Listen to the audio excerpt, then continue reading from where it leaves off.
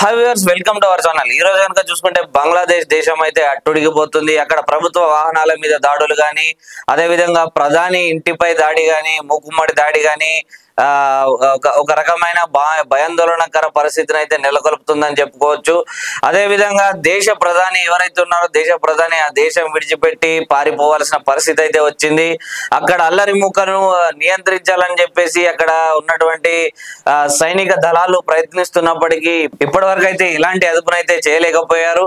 ఇంకా ముమ్మరంగా దాడి జరుగుతూనే ఉంది. అంతేకాకుండా ఆ ప్రభుత్వ వాహనాలు కానీ, ప్రభుత్వ వెహికల్స్ కానీ, ప్రభుత్వ హాస్పిటల్స్ కానీ, ప్రభుత్వ వైద్యశాలలు కానీ ఇవన్నీ కూడా మంటలలో మండిపోతున్నాయి. అనేక మంది 300 మంది పైగా జనాలు చచ్చిపోతున్నారు. అయినప్పటికీ బంగ్లాదేశ్ అయితే ఈ యొక్క ప్రొటెస్ట్ ని కంట్రోల్ చేయలేకపోతుంది. సో ఈ రకంగా బంగ్లాదేశ్ యొక్క పరిస్థితి దీనస్థితికి చేరుకుంది. ఈ రకంగా బంగ్లాదేశ్ లో పరిస్థితులు చేదాటిపోవడానికి గల కారణాలు ఏంటో ఒకసారి మనం చరిత్రలోకి వెళ్ళి తెలుసుకుందాం. యాక్చువల్ గా ఈ బంగ్లాదేశ్ అనేది పాకిస్తాన్ లో భాగంగా ఉండేది. అయితే వెస్ట్ సైడ్ పాకిస్తాన్ సపరేట్ గా, ఈస్ట్ సైడ్ పాకిస్తాన్ సపరేట్ గా ఉండేది. ఇప్పుడు ఈస్ట్ సైడ్ పాకిస్తాన్ బంగ్లాదేశ్ నే ఈస్ట్ సైడ్ పాకిస్తాన్ గా మనం చెప్పుకోవచ్చు. అయితే ఈ వెస్ట్ సైడ్ ఉన్న పాకిస్తాన్ అనేది ఈస్ట్ సైడ్ ఉన్న ఈ పాకిస్తాన్ ని కంట్రోల్ చేయడం స్టార్ట్ చేసింది. అంతేకాకుండా స్వతంత్రం వచ్చినప్పటికీ ఈ వెస్ట్ సైడ్ పాకిస్తాన్ నుంచి కొన్ని పార్టీలు గెలుస్తుంటాయి, ఈస్ట్ సైడ్ నుంచి కూడా చాలా పార్టీలే గెలుస్తాయి. కానీ ఈస్ట్ సైడ్ గెలిచిన పార్టీలకు ఎంత ప్రాబల్యం ఉన్నప్పటికీ వాటిని కంట్రోల్ చేసేది మాత్రం వెస్ట్ సైడ్ ఉన్న ఈ పొలిటికల్ పార్టీస్ ఏవైతున్నాయో ఆ పార్టీస్ ఈస్ట్ సైడ్ ఉన్న ఈ యొక్క పార్టీలని కంట్రోల్ చేయడం జరిగింది. సో ఈ రకంగా పాకిస్తాన్ అనేది వెస్ట్ సైడ్ ఉన్న పాకిస్తాన్ అనేది ఈస్ట్ సైడ్ ఉన్న పాకిస్తాన్ ను కంట్రోల్ చేస్తుండడంతో ఆ దేశంలో ఉన్న ఈస్ట్ సైడ్ ఉన్నటువంటి దేశంలో నాయకులలో కొంత అభద్రత భావం కానీ, ఈ రకమైన కొద్దిగా అభద్రత భావం కానీ, ఆ రకంగా కొద్దిగా అభద్రత భావం ఏర్పడడం వల్ల అక్కడైతే ఈస్ట్ సైడ్ ఉన్న పాకిస్తాన్ లో అయితే కొత్త నినాదం అయితే స్టార్ట్ అయింది.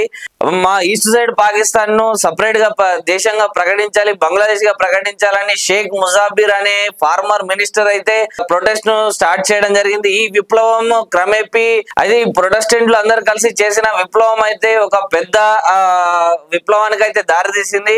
ఈస్ట్ సైడ్ ఉన్నటువంటి బంగ్లాదేశ్ చేస్తున్న స్వతంత్ర పోరాటంలో సైనికులు రావాల్సి కావడంతో, సైనికులు అవసరం ఉండడంతో ముక్తిబాయి గొరిల్లా అని చెప్పేసి ఒక విప్లవ సంస్థను అయితే ప్రారంభించడం, ఆ సంస్థను ప్రారంభించి క్రమేపీ దాన్ని ఆ ఈస్ట్ సైడ్ ఉన్నటువంటి పాకిస్తాన్ మొత్తం వ్యాపింపజేసి జనాల్లో ఒక ప్రేరణను రేకెత్తించి, అదేవిధంగా స్వతంత్ర సమరంలో పోరాడడానికి వారిని ఒక సైనికులుగా తయారు చేసి అయితే యుద్ధం చేయడం జరిగింది.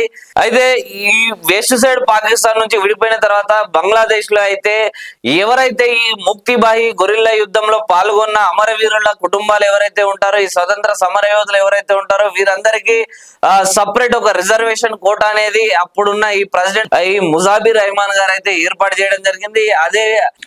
ఆ తర్వాత బంగ్లాదేశ్ ఏర్పడిన తర్వాత షేక్ ముజాబిర్ గారిని అయితే అసాసినేట్ చేయడం జరిగింది. ఆ తర్వాత ఆయన మరణించడం జరిగింది. ఆయన మరణించిన తర్వాత ఆ దేశం యొక్క పగ్గాలను అయితే తన కూతురు అయినటువంటి షేక్ హసీనా గారు అయితే తీసుకోవడం జరిగింది.